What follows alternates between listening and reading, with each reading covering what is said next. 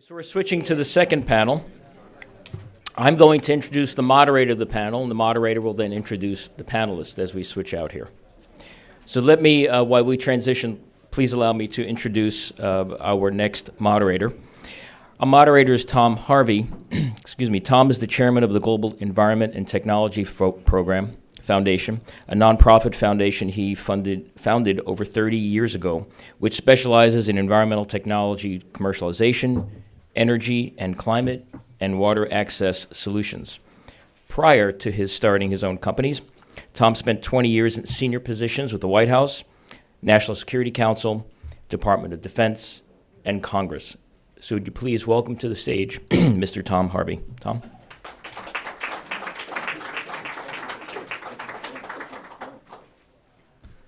Well, good morning. It's been a great morning so far.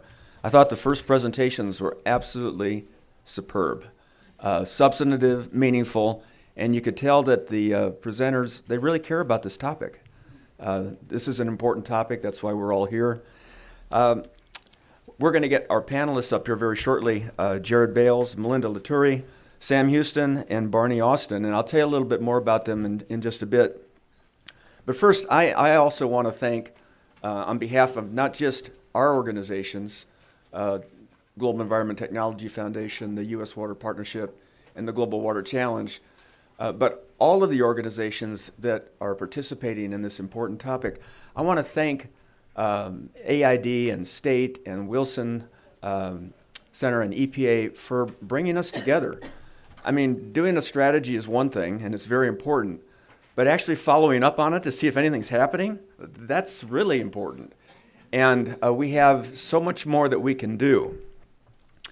And I have to congratulate the administration for getting this done. It's hard to pull these things together. It's hard not just making recommendations, but trying to find consensus. And to have 20 organizations that came together and made their inputs and made this happen, that's really significant. And we shouldn't lose sight of that. And what we do with the strategy now, that's the key question. How do we take it and how do we really make it come alive? One thing that, in all of those that are participating from the administration, that I would recommend, and we've been recommending for a while, is let's make the U.S. water strategy part of the national security strategy of the United States. When you elevate it to that level, everyone's paying attention to it. So we've got a great start, but let's take it that next step. It's really important to do that. You know, it's hard to keep our focus on the global water crisis when there's so many other things happening. There's so many other crises happening, and we see them in the newspaper and in the headlines all the time. But we have to keep our focus there because the water crisis isn't going away. It's only going to get more challenging. The crisis is real, and we can make progress. This strategy is progress, and we should celebrate that and use that. One of the really satisfying things that we've been able to do and with our group is to be part of this U.S. Water Partnership that was started 7 years ago. Secretary Clinton started it. It was intended to create a platform for collaboration for government and private sector to work on global water challenges together. And so we've been able to do that. And I'm just going to shout out Chuck Chadovitz, who was our first executive director, made a huge contribution, and now he's taken that work over to the U.S. Chamber of Commerce. So we're spreading it even further with Chuck's help. And we have Chris Rich now, who's our new executive director of the U.S. Water Partnership. We're very excited where the partnership is headed from here. We have 120 members in the U.S. Water Partnership. 20 of those are federal agencies. Many of those contributed to the development of the strategy. So we're delighted to be able to be part of bringing the best of the U.S. government and the private sector together to bring the ingenuity, the technology, the skills that can really make a difference on this important issue. One of the programs that we manage and operate in partnership with the State Department is the Water Experts Program. And when I get the panel up here, 3 of those panel members have been part of the Water Experts Program. It's significant. We've been able to help countries and communities on 4 continents with meeting their water challenges. We don't go in and do the work for them. We just try to help them figure out how best to approach that work. And you'll see from some of the experiences that our panelists had, they've made significant contributions. I'd now like to ask the panel to come on up front, if you wouldn't mind, and we'll get going on the panel. And you can hear, you heard just before about what happens on the ground. These are the folks that know what happens on the ground because they're out there every day making this work come alive and helping communities do even better.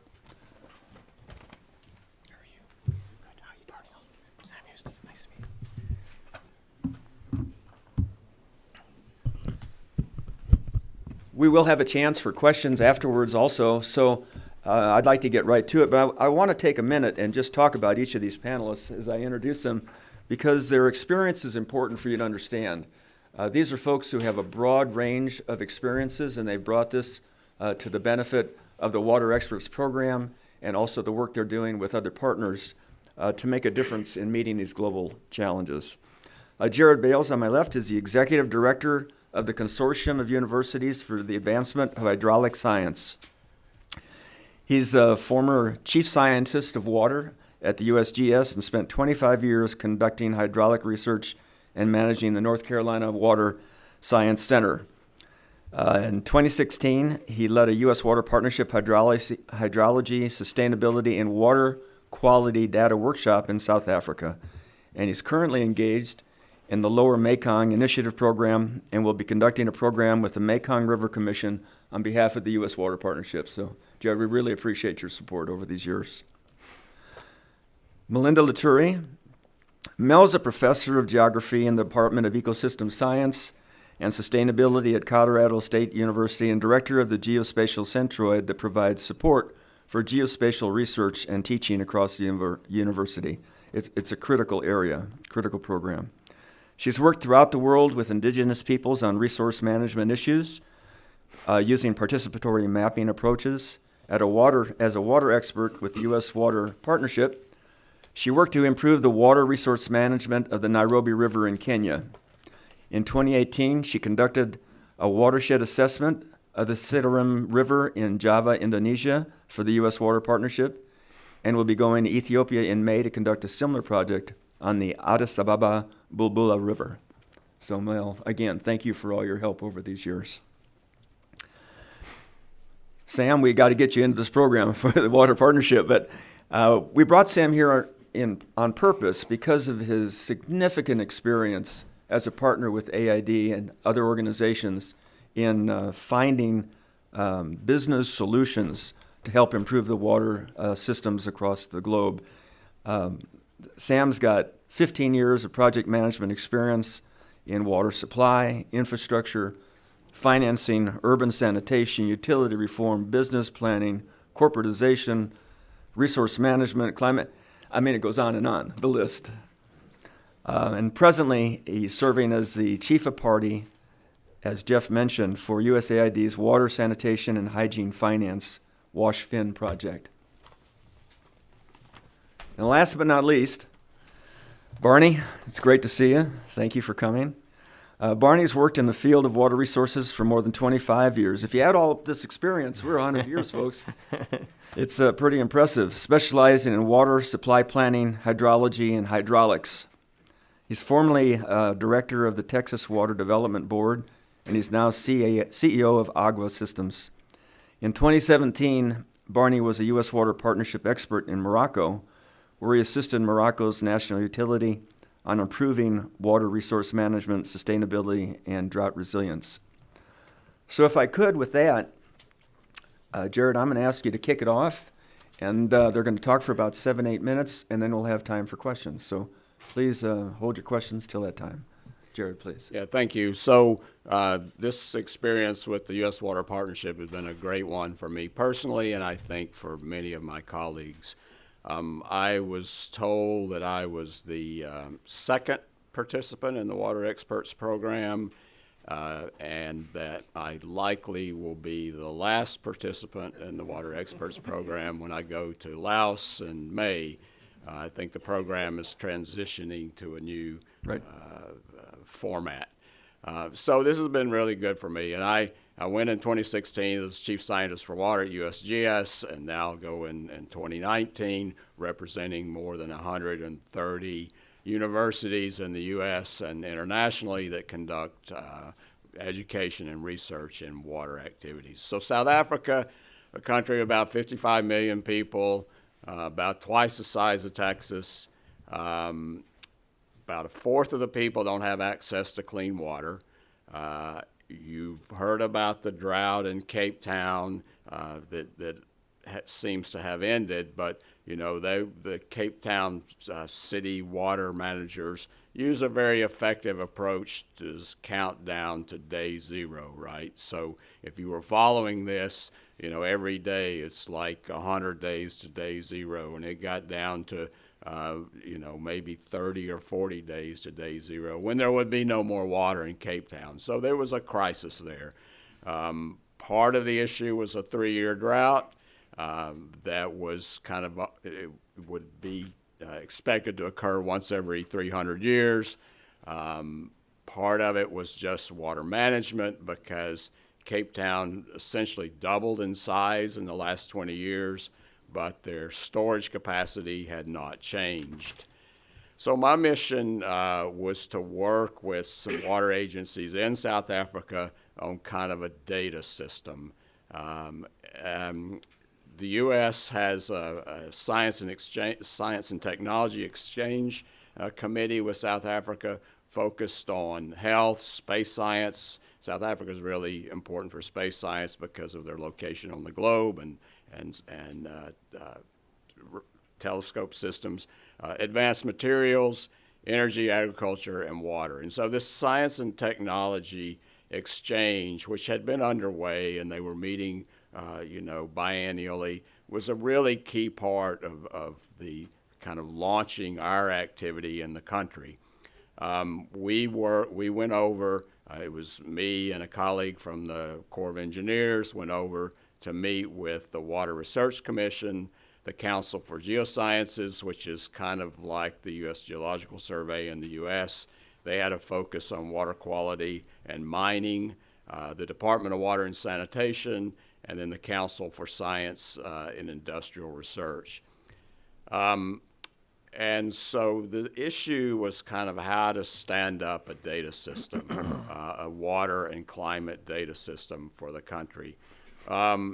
You know, in South Africa, and not entirely unlike in this country, data systems, just the kind of the boring old measuring water in its many forms, in its many places, it's difficult to sustain. So in the last 20 years, for example, in South Africa, the number of stations measuring rainfall decreased from 4,000 to 750, a dramatic decrease in the number of stations measuring rainfall.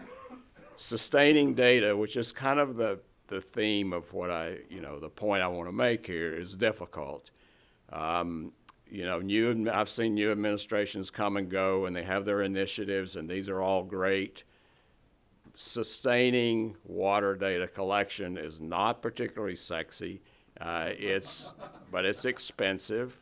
And so, you know, it's not a new initiative. There are new ways to measure water, but, you know, in terms of a whole new initiative, you know, it's difficult to convince people that we need to maintain these systems and that we need to maintain the infrastructure to allow the systems to be robust and to allow the data to be used by whomever.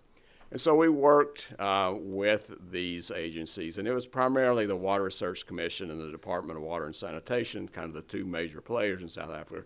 We worked with them to kind of help them plan a roadmap for the requirements for water data collection, their experiences and our experiences and best practices, to strengthen R&D cooperation between the two countries, and then to develop a path for this water data center.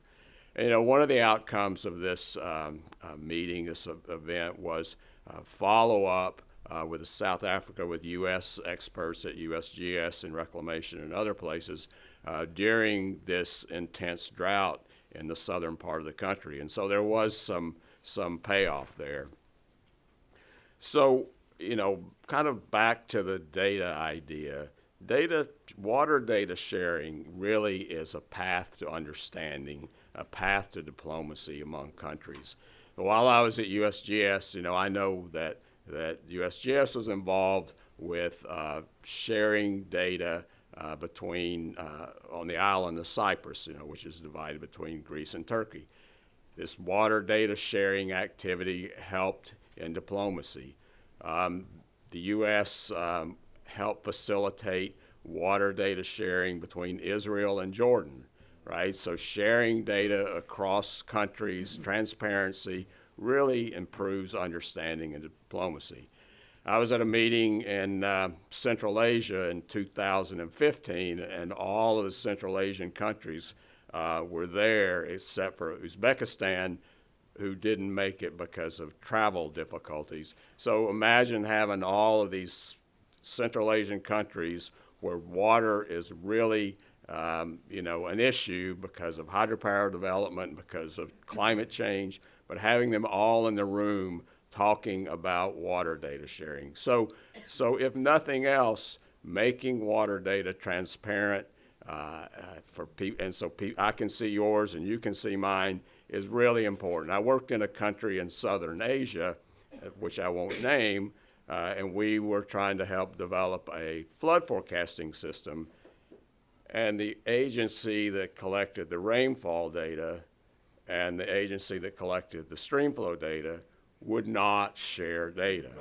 Water data are often seen as proprietary. And so it's really important, you know, regardless of what we do, making our water data transparent and shareable, as we like to say, making water data fair, which is findable, accessible, interoperable, and reusable, right? So that's kind of the message that, you know, I want to convey here. That's the reason we're going to the Mekong River Commission and engaging them, is to, you know, encourage countries, organizations to share their water data.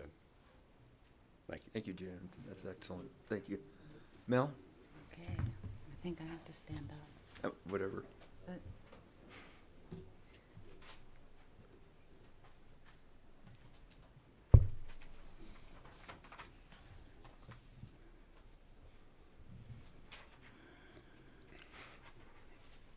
Okay, I'm embarrassed to say I'm the only one with a PowerPoint, but I am a professor, so I think that gives me that right.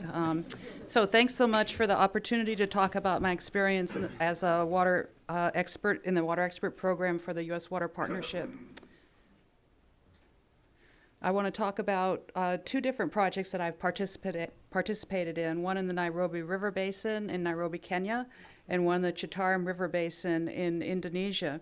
These are two watersheds with severe water problems related to waste management, water quality, river basin management, industrial locations, informal development, unplanned urban activities. So on the left here, you can see the Nairobi River Basin, one of the tributaries to the river there. This is a river choked with plastic where you could really walk on water. And you can walk on water because there's so much plastic in the river system. On the right, you have the Citarum River Basin, where you can see the location of industry and factories right on the river, where water is directly discharged into the river system, despite rules and regulations to say this shouldn't be able to happen. So this is the context in which we're talking about, and the profoundness, I think, of the problem is reflected in this slide. Okay. So I was asked to conduct a watershed assessment and determine how best for communities to participate in the programs being implemented based upon an extensive water management planning that had been undertaken in both watersheds. There had been a very, very strong program in place. A lot of discussions had been done by communities, by ministries, by external international aid organizations coming in to say, here's a water management plan that we want to implement. So many of the recommendations and basin activities are closely linked to the U.S. Global Water Strategy, and so I've tried to highlight these throughout this presentation. So in the first instance, what we looked at were assessing the institutional capacity. I think this has come up several times this morning, looking at the issues of water reform. How do we really understand how to work with local leaders and government agencies to discuss these projects that are being undertaken and to ensure that key elements of a successful institutional capacity is evident here. So things where we're able to have communication between government offices, where we're looking at a higher level of community engagement and how to make that happen, ensuring that we have upstream, downstream collaboration, because we know there are linkages between stream system, local government commitment, how strong is it, and again, looking at how this links to our overall U.S. strategic approach in terms of engagement and diplomacy. An important part of this, and again, this comes through all of the presentations that we've seen, is in conducting research and doing sound scientific analyses.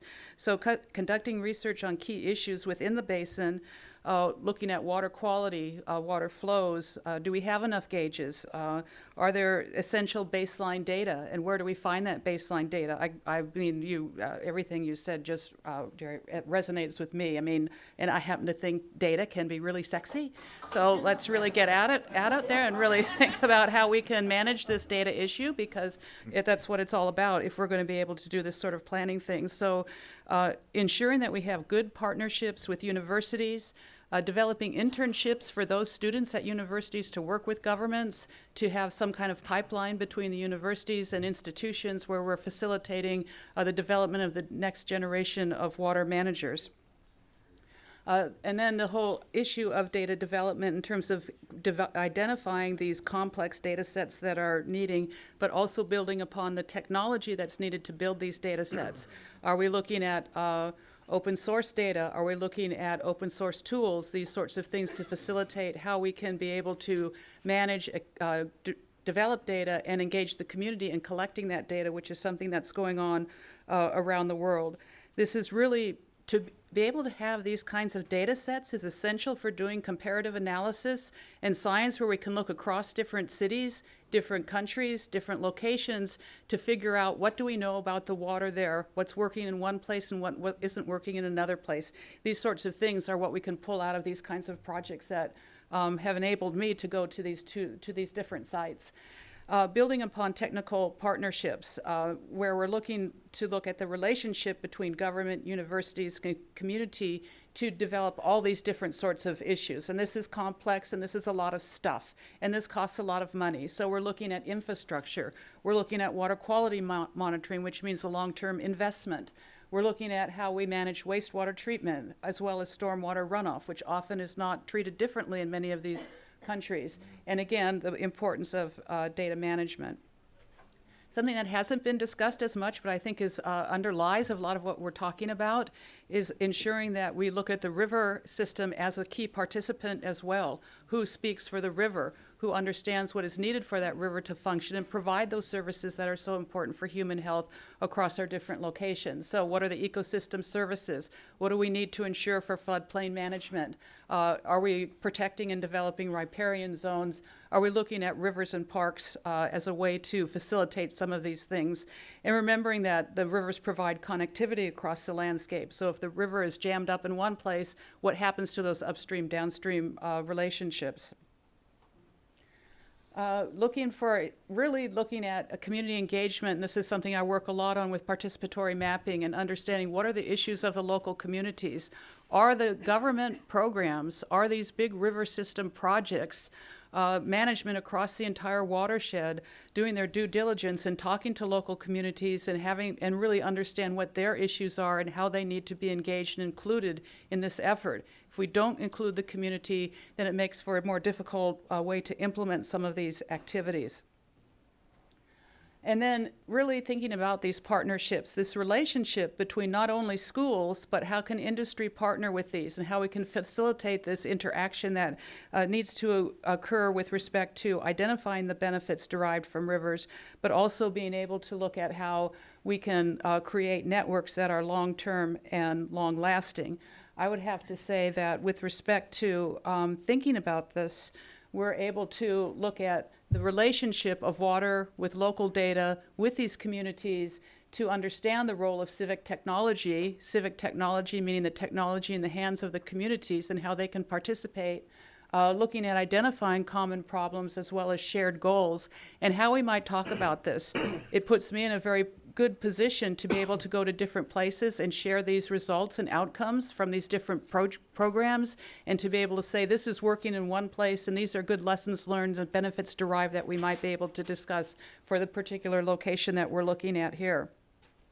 So just a few closing comments: that solutions are cyclical, they're not linear, that we need to look at identifying these waste streams and understanding how to manage these multiple waste streams, how we can really engage the communities and engage local businesses, as well as ensuring that we have trans-agency collaboration.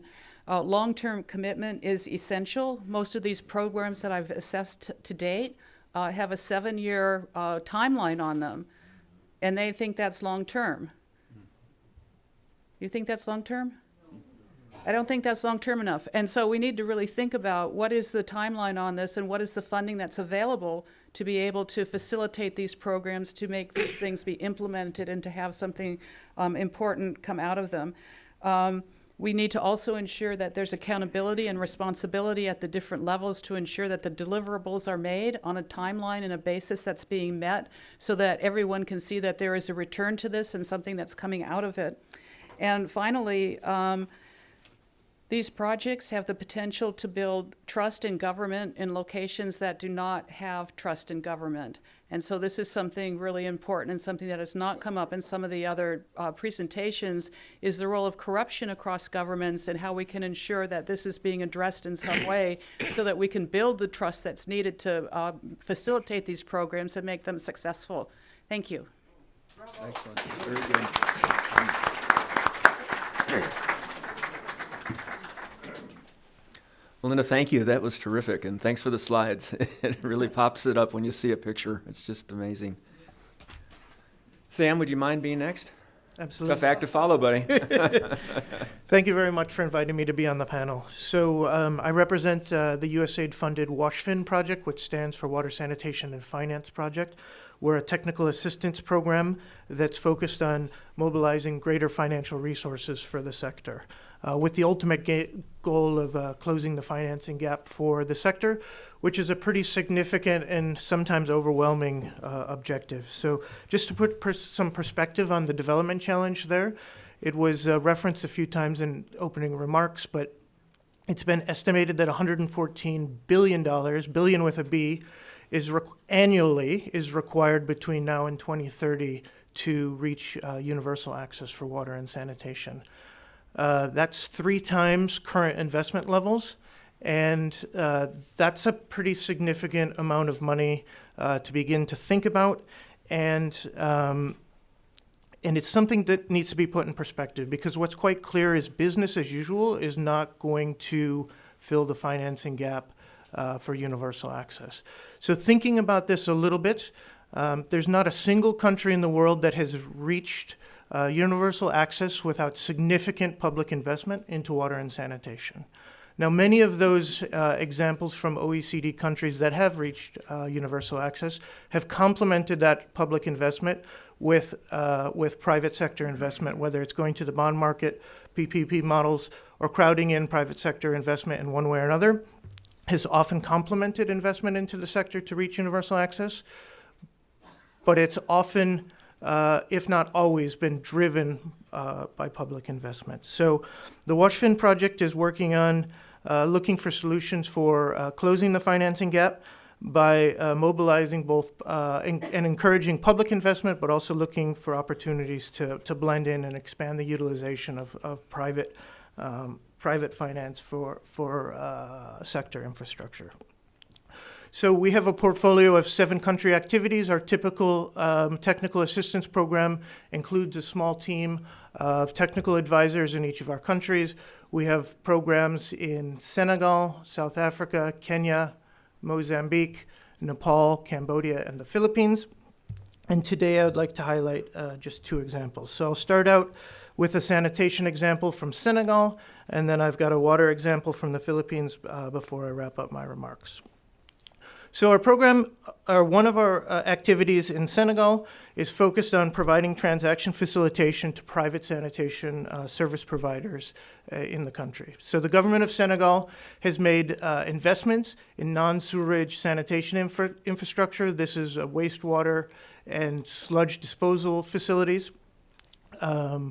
Those facilities have historically not been very well managed and inefficiently operated, and the government has recently decided that it wanted to transition the operation of these facilities to private operators. So we're working with these private operators to help them respond to government tenders and business opportunities to expand their business, and also opportunities to expand their businesses to serving more household customers. So in order to be able to do this, we're working with those service providers to flesh out their business systems, look at their balance sheets, look at their capacity to take on local debt, and facilitating the process of them submitting loan applications to local banks for local currency borrowing in the country. So far, this has resulted in us working with providers to submit loan applications for over $3.9 million. And we have potentially another $5 million in local lending transactions in the pipeline. So that's an example of the types of things that we're working on in the sanitation space. And then moving on to the Philippines example, where we're working with the government of the Philippines to help them operationalize what they're calling the Unified Financing Framework. So the government of the Philippines, a couple of decades ago, in their effort to begin to mobilize resources for meeting the Millennium Development Goals, started steering their credit-worthy utilities towards market-based solutions and sources of capital for financing infrastructure. This ultimately resulted in the creation of the Philippines Water Revolving Fund. This fund, with assistance from both USAID and JICA, considered international examples, including the U.S. state revolving funds, but also some pooled bond mechanisms that USAID had supported the rollout of in India. And so that experience sharing created the framework for the creation of the Philippines Water Revolving Fund, which between 2008 and 2015 mobilized an estimated $200 million for investment into the sector, benefiting over 6 million people. The PWRF informed the long-term financing policy for the government of the Philippines. And the government's thinking about how to evolve that thinking to expand access, or to work towards the goal of universal access, which they are calling the Unified Financing Framework. The Unified Financing Framework objective that we're supporting the government on continues to leverage private sector investment, but it also includes some additional aspects, including viability gap funding for the sector. So an example would be if a project is designed that looks like it only has about 80% return on investment, the government would come in with the missing 20% of the project needs so that the project could be commercially viable to access the funding requirements from local capital markets. So that's the second example that I wanted to highlight today. And just a few takeaway messages as I wrap up. When we're thinking about private sector engagement into this for the sector, we need to think also about private capital. There seems to be quite a bit of private capital sitting on the sideline, not invested into the sector because of perceived risks. Those risks are often real, and working on those risks is critical to ensuring that capital is unlocked for sector investment. So USAID's journey to self-reliance matters not only for water and sanitation service providers, but it also matters to potential investors. Sustainable interventions incorporating finance require not only creditworthy borrowers, but also it also requires interest from investors and lenders. Creditworthiness alone is not sufficient. The flow of funds often depends on perceptions and realities of increasing levels of financial autonomy, governance, and sector capacity. So if you don't mind, as I wrap up, I just want to go through the underlining principles that underpin WashFin implementation across our portfolio of country activities, because they quite clearly contribute to USAID's overall governance and finance objectives as laid out in the strategy. So our core principles include the enabling environment and corporate governance of service providers are fundamental to unlocking investment for the sector. Sustainable business models are the most efficient manner for maintaining and expanding services. Building creditworthiness improves the accountability of service provision while increasing financing options for the sector. Investment planning and project preparation are essential for both public and private investment into the sector. Increasing public investment into the sector needs to be leveraged in order to satisfy the demand for infrastructure. And finally, expanding market finance must be accessed if we're going to close the massive financing gap for the sector. So, thank you very much. Sam, thank you very much for that. I mean, it's clear that if we're going to make sustainable progress on this issue, on the water crisis issue, finance has got to be a critical upfront consideration. How are we going to pay for it? So thank you very much. Barney? Thank you.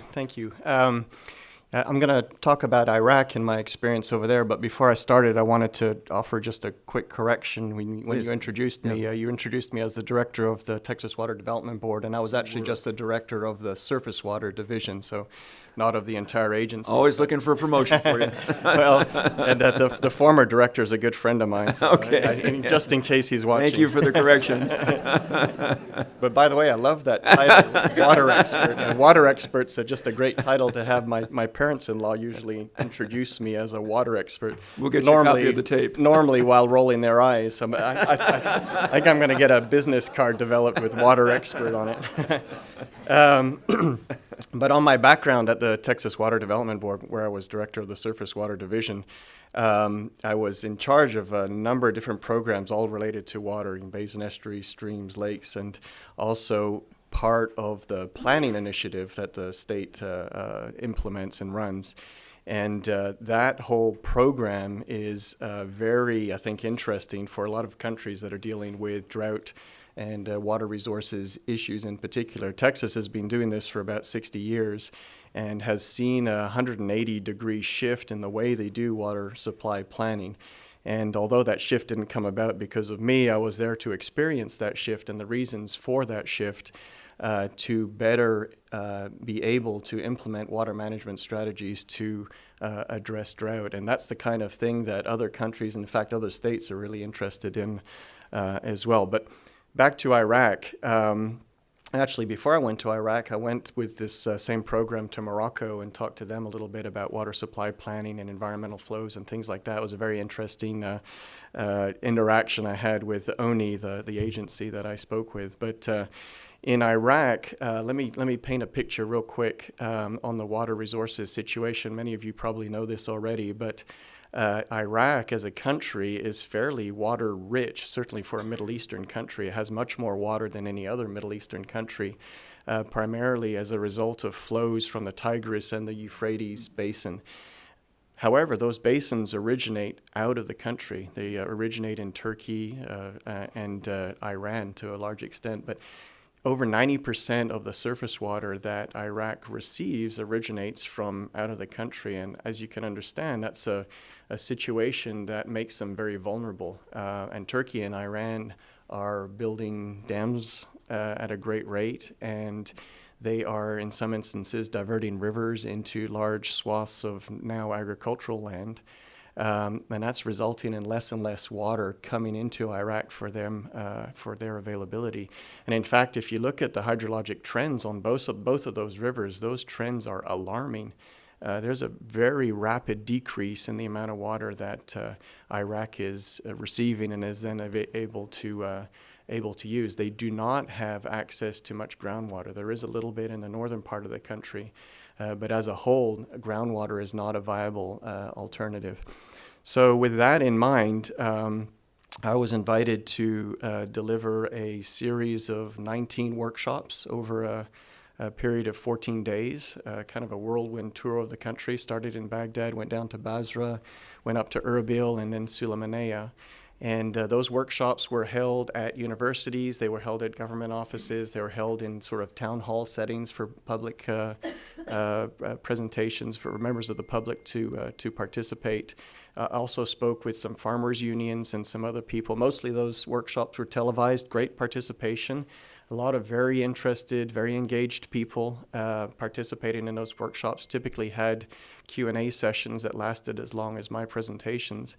And my presentations covered the sort of the water planning aspects, but also, how do you implement water management strategies? It's one thing to come up with a great idea in order to be water sustainable for your region. It's another to actually secure the funding and get the permits in place in order to be able to actually construct one of those projects, particularly in a place like Iraq. And what's very, very obvious when you tour the country there is that they've had an enormous brain drain that started in the early 1980s, and a lot of the people that knew how the infrastructure worked and understood the water resources of the country are no longer in Iraq, able to participate and able to manage those water resources. And that's a significant challenge. They still obviously have university professors teaching water, but typically folks with that level of education are not in the government offices. But let's go back to the situation, the water resources situation in Iraq again. So Tigris and the Euphrates Basin, most of that water originates in the mountains of neighboring countries. There is no international compact in place for sharing those waters. And that's a big deal. When I found out, I couldn't believe it. Apparently there's a memo, and that memo is not followed strictly, not surprisingly. Turkey has said there's been conversations with Turkey in the past, and Turkey has said, well, when you guys start using your water more efficiently, then we'll make sure that you get enough water. And, in some respects, it's hard to argue with that because Iraq still uses flood irrigation to irrigate their crops, and they're not doing it very efficiently. They are not paying special attention to soil health. They don't have good, efficient irrigation systems in place. You remember I said that Iraq has more water than any other Middle Eastern country to deal with, but they're still importing agriculture, whereas countries like Jordan per capita has 15 times less water to work with. They're exporting agriculture because they're using drip irrigation and more efficient irrigation systems. So there's room to work in Iraq to make more efficient use of their water, but they've got to get there. And it's going to require a significant investment. It's going to require significant data collection. It's going to require significant model development as well. I talked to the Ministry of Water Resources over there, which is the federal level agency, about water resources management. How do they make decisions about when to release water from Mosul Dam, for example? And they're like, we had a model. The Corps of Engineers built us a ResSim model back in the early part of the last decade, but nobody knows how to use it anymore. And furthermore, it's out of date. So they're making kind of decisions on allocation of water based on sort of gut feelings and using monitoring at certain gauges that are the certain ones that are still in operation. Many of them are not in operation anymore. So as you can understand, the situation is not very good. But let's go back real quickly. I know I haven't got much time left, but to the Water Expert Program. When I was doing my tour around the country, actually prior to that, I was trying to find information about the water resources and management in Iraq, and probably not surprisingly, there's not a whole lot of information online available, and there's not a lot of data. Couldn't find any models, couldn't find any data.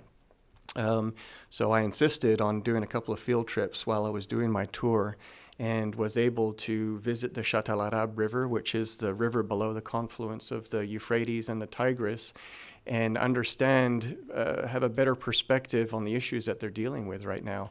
And there's a lot of waste that goes into that river, both industrial and municipal waste. Sometimes that municipal waste is treated, sometimes it's not. Sometimes it's below the water intakes for the city, sometimes it's not, and that's not a good situation. In fact, last summer, you may have seen on the news, there was 130,000 hospitalizations due to gastrointestinal ailments from Giardia and Cryptosporidium. And it's not surprising when those wastewater outfalls are above those water intakes. And furthermore, when they have a dry situation, tide from the Arabian Gulf comes up and pushes all of that waste back up into those water intakes. So it's a really dire situation there. In fact, I had a meeting this morning with the State Department to talk about possible solutions for Basra. But when I went up to the northern part of the country as well, I was fortunate enough to go visit one of the rivers near Sulaymaniyah. And there's a huge landfill site there that is slipping into the river. And so all of that waste, as it's being piled on top of the pile, is sliding into the river. And of course, that waste, and there's industrial waste that the landfill accepts as well and is not containing, that's also going into the river to those communities downstream. This is in a tributary of the Tigris River. They do not have good regulation, good management of either solid waste or liquid waste. And so that's another one of the challenges that they're dealing with. Those water treatment plants and wastewater treatment plants are frankly dilapidated. They're not run properly. A full 50%, in fact, over 50% of the water treatment plant operators in the southern part of the country have not finished elementary school. And so that is the level of education of the folks that are providing safe water to the community. And that's one of the other reasons why so many people were sick in Basra last summer, because these treatment plants, not their fault. They've been appointed, they've got these jobs, but no one's offered them any training, and they don't know how to run these plants effectively. I know I'm running out of time. I wanted to say that since my trip to Iraq last summer, the USAID folks were in the audience of one of my workshops and recommended that I participate as a technical advisor on the ICPA program that they have running over there. It's a 5-year program in theory. And so since my series of workshops, I've been providing technical support on that program to the Iraqi government, at the moment particularly focused on Basra. But for me, it's been very rewarding to be able to, after that series of lectures, go back and work with the Iraqi government and USAID on finding solutions to the water crisis, particularly in the southern part of the country, but also throughout the rest of the country. Thank you. That's great. Thank you so much, Barney. Thank you.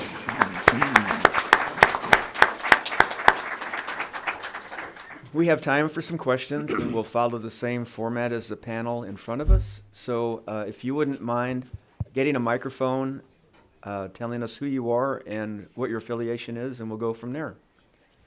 Right there, please. Right in the middle. Richard, I'll get to you. I'm sorry.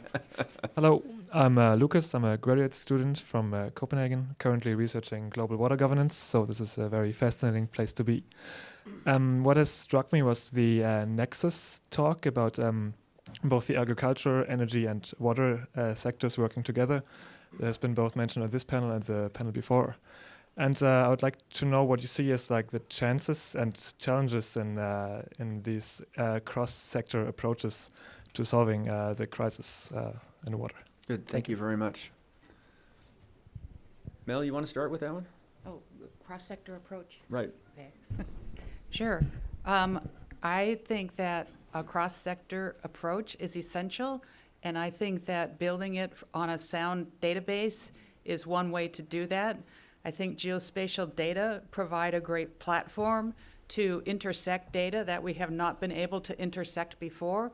But having said that, I think it's absolutely essential to look at the appropriate scale.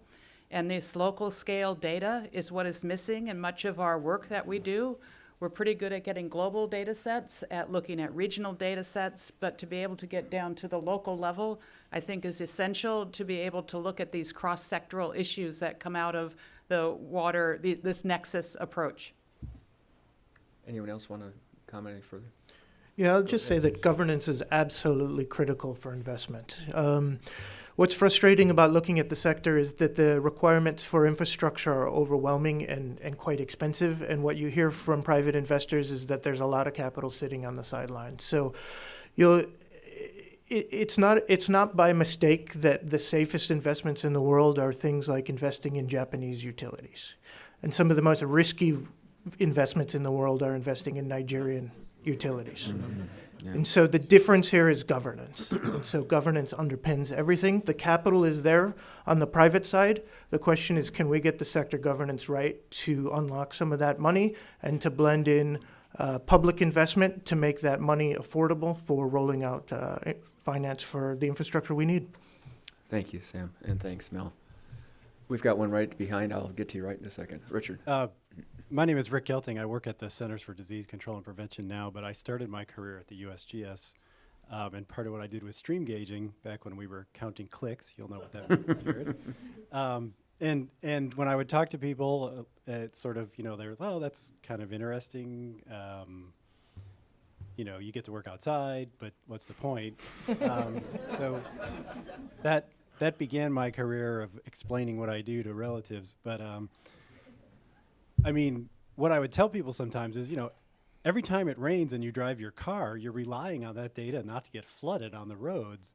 So how do we sort of get policymakers and the public to understand that this data underlies all of our infrastructure, not just our water infrastructure, and that it's important and that it's crumbling as well here, but in other countries. So, how do we engage that conversation? Thanks. Jared, do you want to address that? Yeah, so I think that, when agencies talk to policymakers, the policymakers here are self-interested at some level, right? So if I'm USGS and I go to Congress and I talk about the value of stream gauging, then, I'm seen as not as an unbiased third party. And so I think that, we, the water community, need advocates across the community that can communicate this. And so I think that's why the U.S. Water Partnership and now Chuck's work at the Chamber of Commerce, having the business community, having the emergency management community, having them speak to the value of this information, it probably resonates more than the people who collect the data going to ask for more money to collect more data. So I think that's a key piece of the activity. Thank you, Jared. I'm going to add something to that, and it's particularly important in countries like Iraq, where they're making really important decisions. Well, it's true here too, of course, but they're trying to make really important decisions without that data and without the numerical models that data feeds into. But when you talk with the policy folks, it's hard to make that argument. The way to start is not, I need this stream gauge because I need to build this model over here. The conversation has to be, I need this stream gauge because ultimately it's going to save you money in Basra or prevent a water crisis or something like that. They need a more tangible output, a more tangible connection to that data for it to sink in and for them to appreciate it. Right. Thank you, Barney and Jared, for that. We had a question here in the front. Matt Smith, I'm a consultant. I was sort of looking at Dr. Laitouri's pictures of younger people getting engaged in this, and then also Barney's comments on how they've lost all sorts of technical expertise. Is there any thought of maybe investing in the next generation of water specialists? Is there, I don't see the Department of Education here, but something, I see a lot of infrastructure, but do we do training of people? Do we build up capacity of countries to understand how important water is? Human sustainability might be something to really think about. So thanks. Really important. Each of you have experienced this in the different countries you've gone to. Who would like to bring that up? Melinda, you want to talk about that? I can tell. She's eager. Yeah, absolutely. If anything, that's one of the strongest things that's come out of the various projects I work on around the world, that there is a strong investment in youth in terms of getting them educated and trained. And if anything, it's given me more hope about the future because there's a strong student body out there, and they are essentially our sustainability drivers for the future. They're the ones who are going to make things happen. Each of these programs that I have assessed have a strong youth component, as well as trying to build on this connection to government internships and opportunities for creating a pipeline from K-12 to university to the governing structure. So I think there's a lot happening. I'll let my colleagues comment. Anyone else? Yeah, so I would just say that, you know, in addition to what Melinda said, you know, there's value in engaging the citizenry in science, right? And so I came from an organization that was very meticulous about data collection. I'm in a different place now, and so where you stand depends on where you sit, right?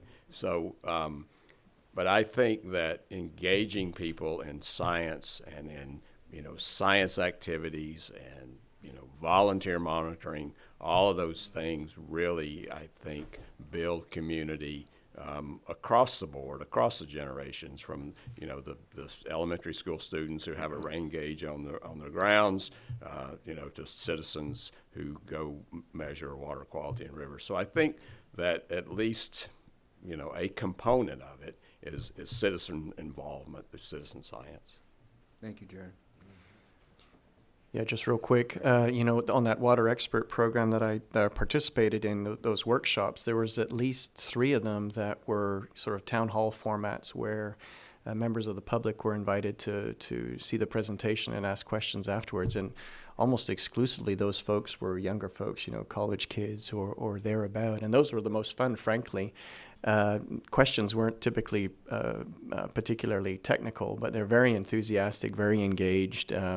I must have taken 1,000 selfies during those things with those folks, and it's it's fun. And the ICPA program that I'm working on right now has a very strong training component, and not only training folks how to run water treatment plants, but training on other aspects of water, and looking quite carefully or giving good consideration to training of trainers, you know, where the people that we train can then offer training to other folks, and I think that's going to be a very successsul program. Great, thank you, Barney. We have time for one more quick question.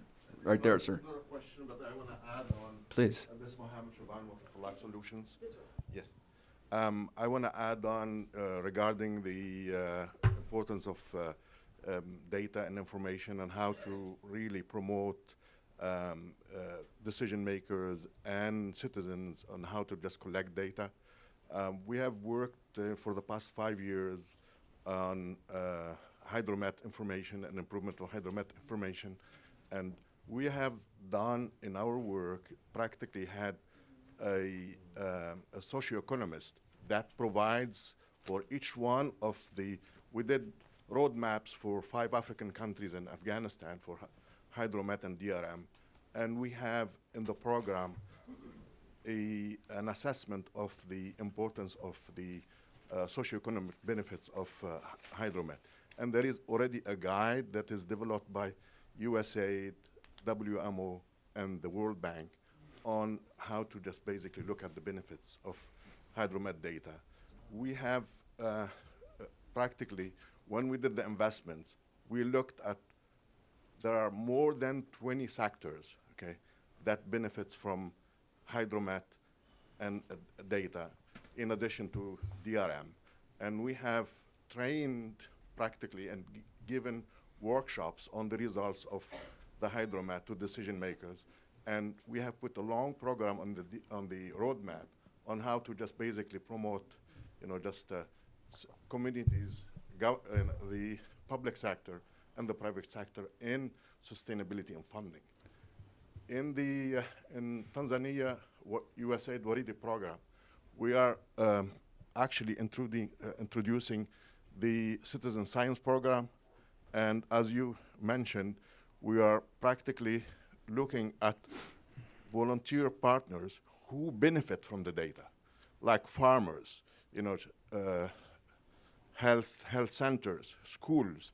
And this program now, it's been now 2 years, and we have actually assembled partners and trained them on how to basically collect data and information for the water boards. Thank you very much, Mohammed. Thank you. We appreciate those comments. Our time is up. We'd like to go on. But before I give up the podium here, there's just 2 other small points I'd like to make.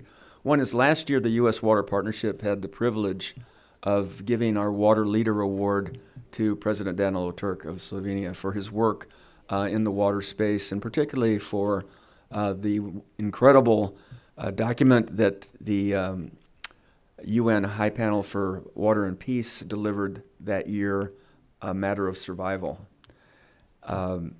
We were very honored to have you here with that.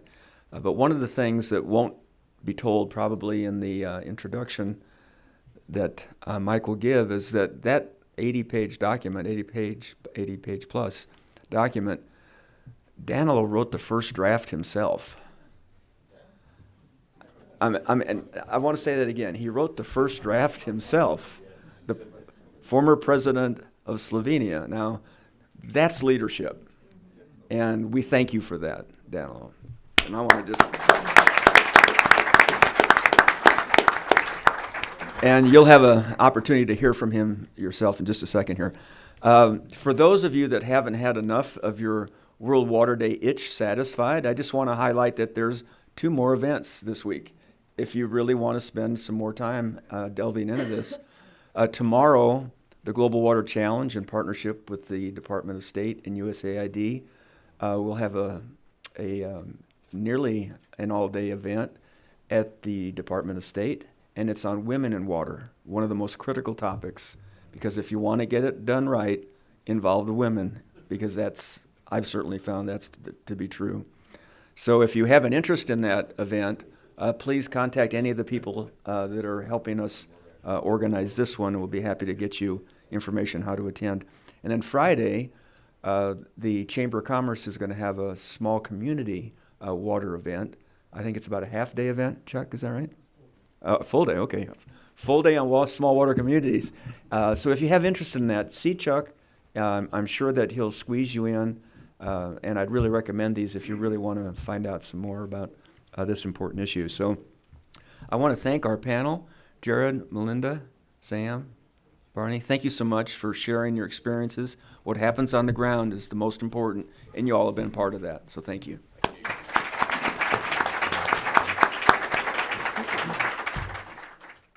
We've had a wonderful discussion this morning, a nice foundation laid by the speakers early at first.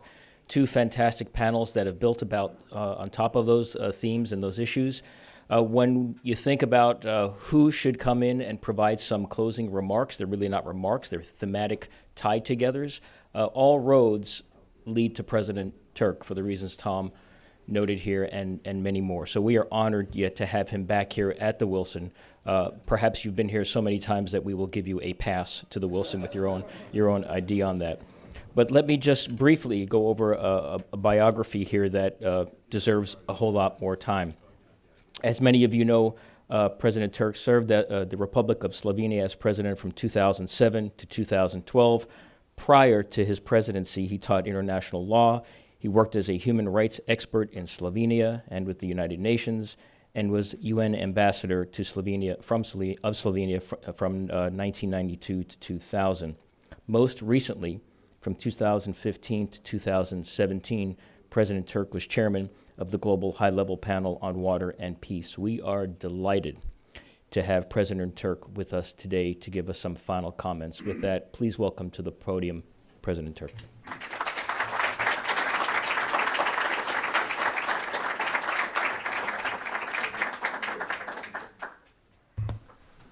Thank you very much, Mr. Sfraga, for this nice introduction, the kind words that you addressed to me, and especially for offering me a permanent pass to Wilson Center. I hope you will also add a floor plan of this building so that I can, that I can more easily find ways to different conferences. But of course, I do follow the work of Woodrow Wilson Center, and I'm impressed by the intensity, by the high level of quality. Of course, on the website one can learn a great deal.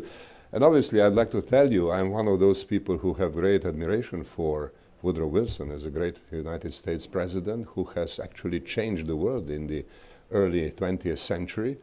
Perhaps this is not the time when his ideas are most fashionable around the world, but they are permanent, and the world will come back to them. So I think there are many reasons why Woodrow Wilson Center should remain active and should be more and more central in international discussions.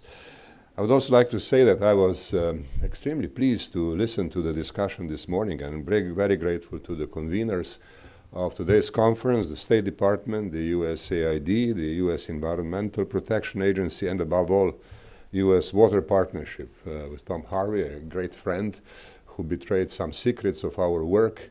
And I would like to say, well, this is not so secret because you would understand that somebody who has worked for the United Nations or with the United Nations for almost 40 years, which was my destiny, one learns at some point that in order to have a decent document, you have to have a single writer. I mean, you don't get a good document if you ask 15 people to write together. I mean, you get, there are various ways of describing such processes, but I don't want to go into that. But it is absolutely clear that in order to get a decent document, you have to have a single writer at some stage, and then allow everybody to make amendments, to explain views, and then through a discussion, which is nowadays actually quite easy because we have internet, which we didn't have like 20 years ago, but now we have it, and of course the work can be done much more efficiently. I would be very interested in learning, who was the single writer of the U.S. Global Water Strategy. Maybe Tom will tell me about that more when we continue our conversations, because it's also a very coherent and a very persuasive document. And we in the Global High-Level Forum on Water and Peace, we were absolutely excited to learn when our report came out in September 2007 that very soon after, 2 months later, the U.S. Global Water Strategy was published. So before the end of the year, Tom and I were in correspondence and we learned about this. And then in January, we came here to Washington, to Woodrow Wilson Center, and that's how our current cooperation continued. I would like to tell you that I'm not alone today with my colleagues. Here is my friend and vice chairman of the panel, Alvaro Mania Quesada, a former minister of environment of Costa Rica, who made a great contribution to the work of the panel, very critical views, very important inputs, which allowed drafting to be much easier. And of course, François Minger, who is the director of the Geneva Water Hub, which is an organization, an expert organization based in Geneva, linked to the University of Geneva, but also to the UN system in Geneva, like World Meteorological Organization and many other agencies. I should also say that the Geneva Water Hub served as secretariat of the Global High-Level Panel on Water and Peace. And they convened, I think, about 24 expert meetings involving altogether around 200 experts. So the amount of literature that was produced in the process of work of the panel was really large. Now the challenge was, of course, to kind of synthesize this into a document which should be manageable. And of course, for that you need a single writer, and that's a technique which has been used successfully in the United Nations before, so it was not a big innovation, I must say. It was not an innovation, but of course somebody has to make a sacrifice. It's always like this. Somebody has to make a sacrifice. Now, what I would like to say to start my concluding remarks is that I'm very excited about what I heard today. So much expertise, so much well-meant comments that we heard from different panelists and in the introductory speeches. And I believe that there is every reason to continue this way, to have an annual meeting on the implementation of U.S. Global Water Strategy so that the themes could be discussed further. There were some themes which are really fundamental to everything, and we have come across those themes also in our work as the Global High-Level Panel on Water and Peace. For example, the whole sensitivity and complexity of water data. Unless you are working on this, you don't understand this. And of course, we have come on this problem very, very soon in our work. We have a chapter on this question, and of course, we would like to continue our work. I will come to some more specific aspects in a short while. The other thing is a need to give really good understanding to the idea, to the concept of comprehensive water management. Again, this is a concept which is very often quoted, but obviously, as we have heard from our panelists, it has specific elements. It's very diverse. It's also requires very subtle, very nuanced work on each of the elements that constitute. It requires overcoming some really difficult problems which don't have to do with water, which have to do with corruption, with quality of governance in general, and so forth. So, I mean, this is a very, very serious question which has to be found, which has to be addressed one way or another. Now, I would like to say that I have always thought, when we were preparing the report and afterwards, that we need U.S. leadership in these matters. The world needs United States leadership. And I would like to emphasize this really very strongly. And I think that the discussion today showed that once again. The U.S. experience, the enormous expertise, the technological capacity, financial capacity. This is an important, enormously important asset to deal with a problem which is one of the fundamental problems, the fundamental crisis problems of the 21st century. So we have to really put our heads together and figure out how to engage with the United States more. And obviously, this week is a week when everybody talks about water. So our team was on Monday at the World Bank talking about water. Yesterday, we went to the Organization of American States.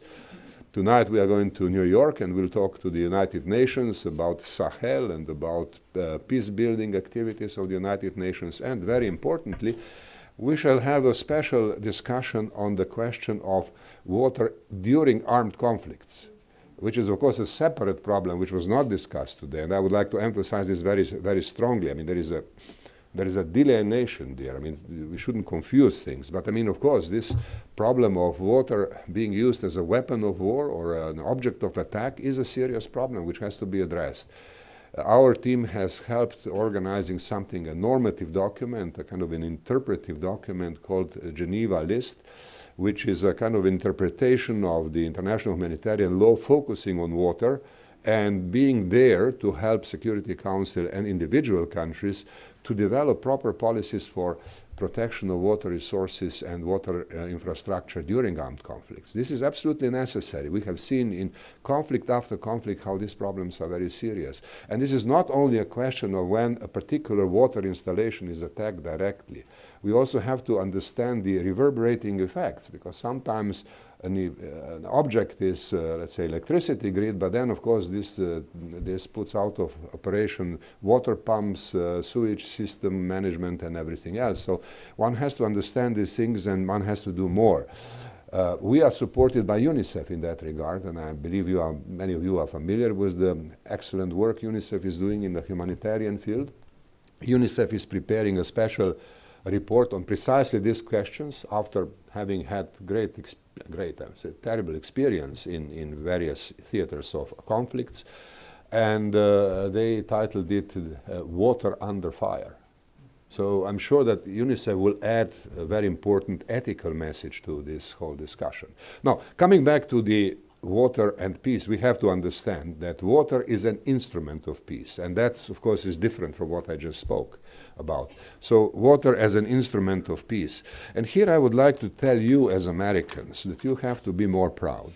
I was in Jordan at the Dead Sea 2 weeks ago at the Arab Water Summit, where there was a big discussion about all kinds of water problems in the Arab world. And the delegations were coming one after another to the American assistance, American role in the region, especially in Jordan. Jordan was quoted, and of course we heard about Jordan this morning as well, as a place where water assistance from the United States was very meaningful and important for 60 years now. 60 years. It started with Eric Johnston plan, an ambassador and a water specialist appointed by President Eisenhower, another great American president. And it was simply a wonderful thing to do. Of course, he could not implement everything that had to be, that he wanted to implement. But still, I mean, he created a platform upon which a lot of cooperation is happening. And now the whole discussion in Jordan is no longer about a single water installation, but rather about sustainability of water management, comprehensive approach to irrigation, wastewater treatment, inclusion of local communities, very complex questions of governance. And they are all discussed, and USAID is seen as a critically important partner in that discussion. So you have, in Jordan, 60 years of experience. And of course, you have experience in many other places for about the same amount of time. Now, this, of course, is not important only for Jordan, but for the entire region.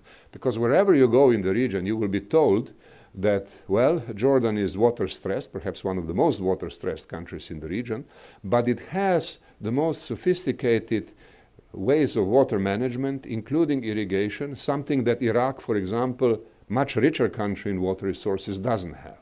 So it's an important example. Things can be done. Things can change. Things can change over time, and they have to change.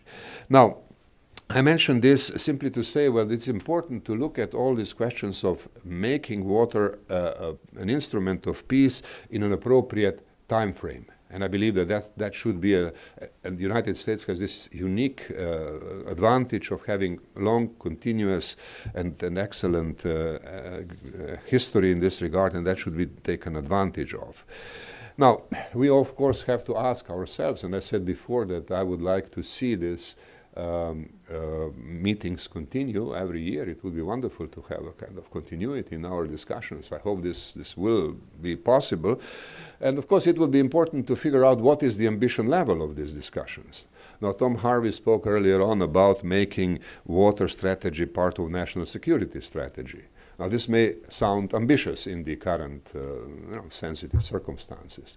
But it is not. It's necessary. You just think about Sahel. We are going to talk about Sahel, the countries in the Sahel region tomorrow in New York. This is really a security issue of first order, which affects the United States in many ways, and it should be confronted heads on. I mean, there is no reason why this should be kind of seen as something unmanageable or something that the U.S. may not want to deal with. This has to be dealt with. I could talk about Yemen, of course, knowing about all the complexities, all the politics, this terrible situation, but we read expert reports suggesting that the underground water resources of Yemen will be totally depleted within a few years, and that this will be a huge disaster, a huge humanitarian disaster, and a huge exodus. I mean, national security again, for Europe, for the United States, for everybody. So this, I think, is one idea, making sure that this links are understood and the ambition level is sufficiently high. I would also like to add 3 other ideas, which I think come quite naturally from listening to the discussion today. One is the importance of transboundary water cooperation. We have heard this from various speakers. And it's an interesting and important subject, transboundary water cooperation. It's not an easy one, and we heard about Iraq and problems that characterize relations between Turkey and Iraq over Tigris. One can imagine that relations between Iraq, Syria, and Turkey over Euphrates would be even more complicated. So, I mean, one should not expect uncomplicated matters here. But one should also be very careful to what is happening, because Iraq has deteriorated so much that right now, I was in Turkey several times in the past month. In Turkey, they are becoming very worried about outbreaks of cholera in Iraq. This is not widely reported because it's inconvenient and people don't want to talk about this. But if you talk to people who know the situation, high-level political leaders, they understand that, and they understand that things have to go further. Now, of course, the questions of bilateral for example, water measurement, the water data have been discussed for a long time, and countries like Switzerland helped in that regard. However, this has not yet become an irreversible success, so further work is needed on data, but also on cooperation. Turkey has recently appointed their former Ministry on Water and Forestry, Mr. Eroglu, as the special envoy of President Erdogan for Iraq. Now, this shows that there is a degree of understanding there.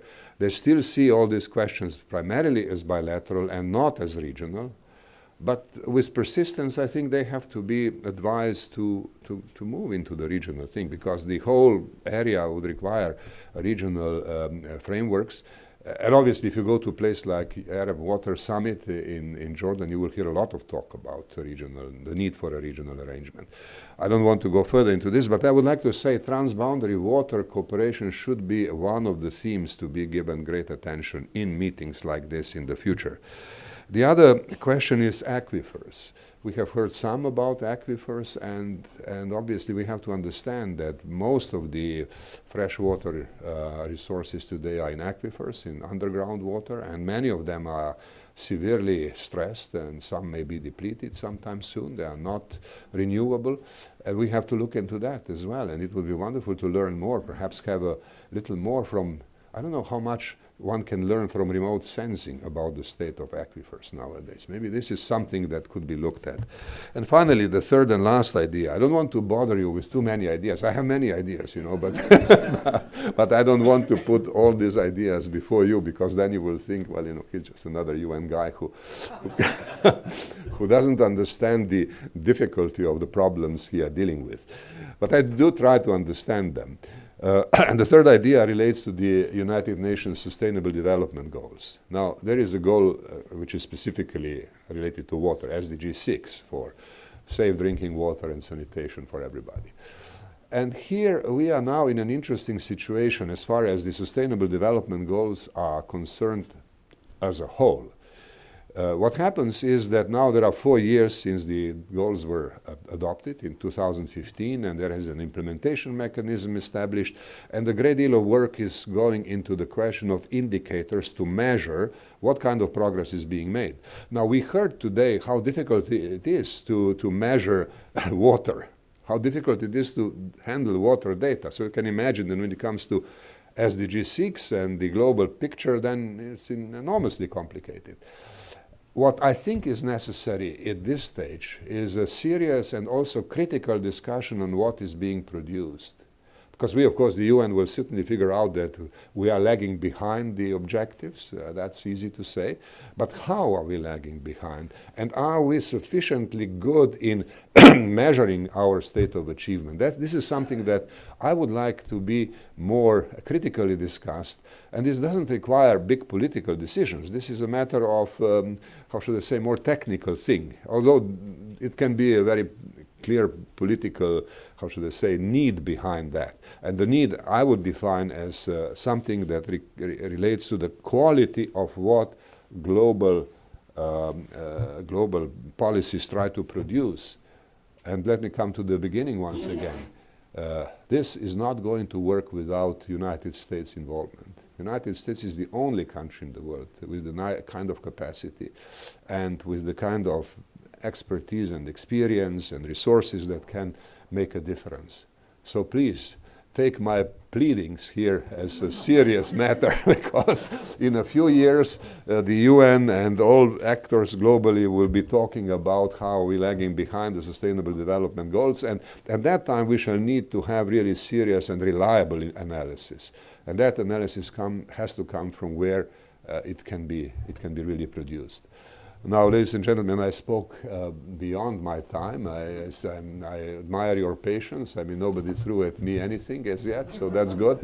I have spoken for more than 20 minutes. I was supposed to say everything in 15 minutes, but as you can see, I'm very passionate about this thing. So you will bear with me for this, for this infraction, for this kind of violation of time limit, which was given to me. Thank you very much for your attention, and good luck with your work.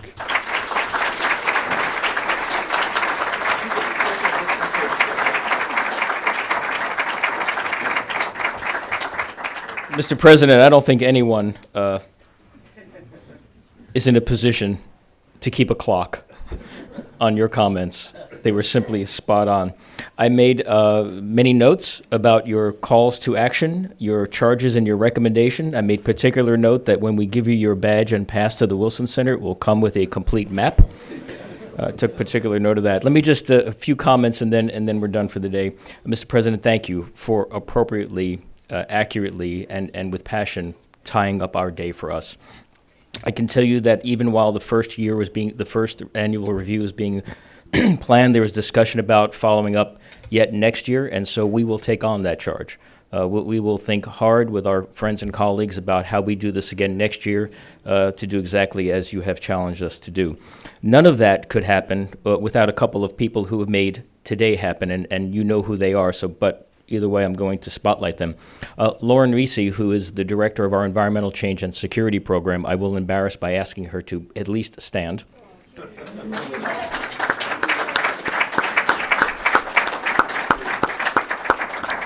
Everything that's happened today, Lauren really has orchestrated through her professionalism, her relationships with you and her expertise. And so, Lauren, thank you for leading this important charge. And you did take note of the president's charge to us for next year, right? Great. Okay, good. And Amanda King. Amanda, please stand. Amanda makes everything happen here related to this work. So, Amanda, thank you so very much.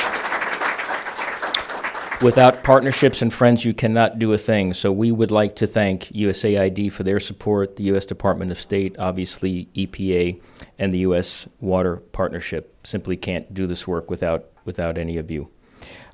In addition to Tom's list of activities that are happening this week, Lauren has asked that I highlight that here next week because she says you can never drink enough water. We hope you'll join us in this room again on Monday at 10 a.m. With the Sustainable Water Partnership to look at the important connections between water and food security, an issue we heard about today. So, friends and colleagues, thank you for spending this morning and into the afternoon on this important issue. We look forward to continued discussions throughout the year, and perhaps this time next year we'll come back for a second year review. Thank you so much.